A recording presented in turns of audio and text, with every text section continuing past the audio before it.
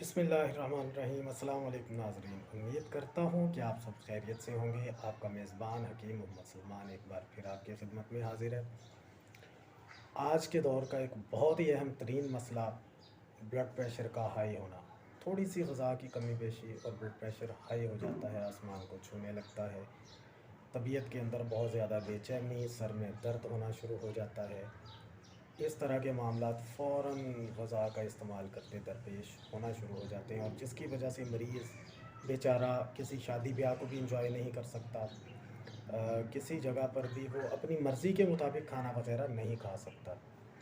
इसी तरह से जो है यरकान का होना, पेशाब करते वक्त जलन का महसूस होना, पेशाब का पीला आना, तो ये बहुत सारे कॉमन से मसाइल हैं जो कि ब्लड प्रेशर हाई की वजह होते हैं। और उसके अलावा भी ये अलामात बहुत सारे लोगों के अंदर मौजूद होती हैं।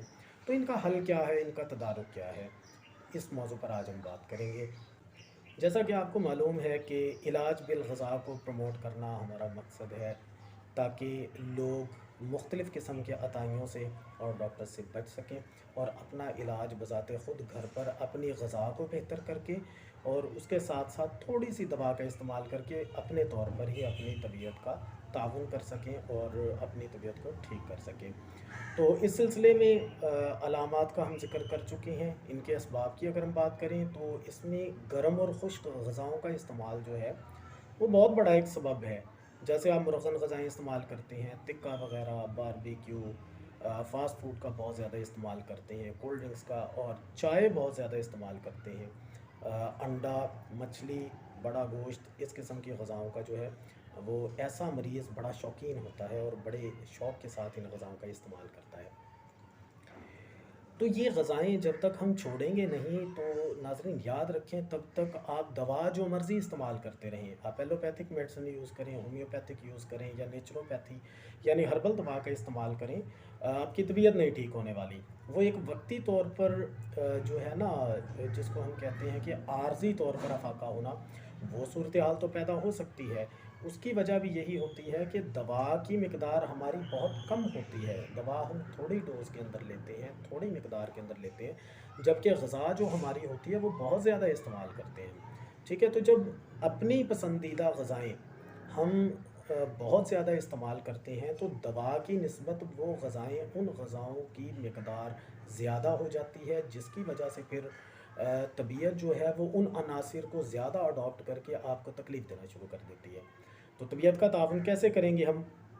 सबसे पहले इन ग़िज़ाओं का इस्तेमाल बंद कर देंगे, ताकि हमारी तबीयत के अंदर जो इन्फेक्शन हो चुकी हुई है, जो मसला एक बन चुका हुआ है, मज़ीद उसकी ताउन के लिए किसी तरह की कोई आर्मी हम अपनी बॉडी के अंदर दाखिल नहीं करेंगे।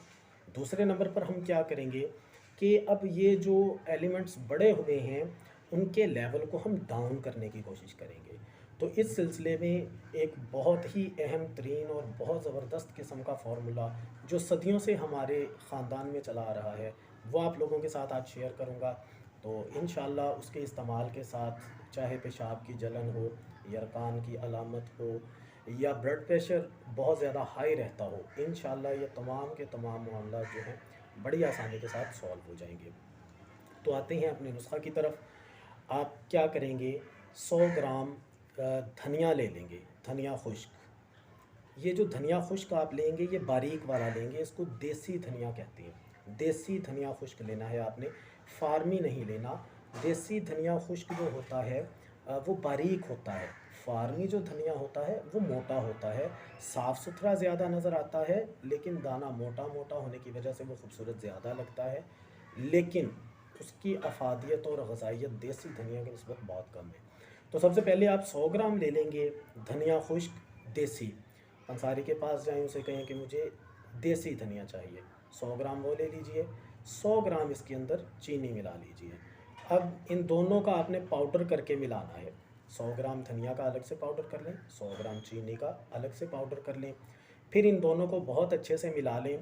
और आक का पौधा आपने देखा होगा, अक्सर जगहों पर, खेतों में, खलिहानों में, रेतली जगह पर, टिब्बों में, ग्राउंड्स में आम मिल जाता है।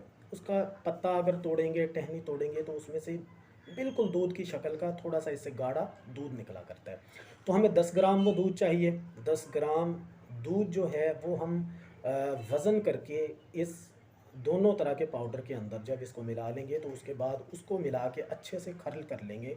अच्छे से हम उसको उसके अंदर मिक्स कर देंगे, ताकि वो इक्वली एक-एक ज़र्रे तक प्रॉपर तौर पर जो है वो जज़्ब हो जाए।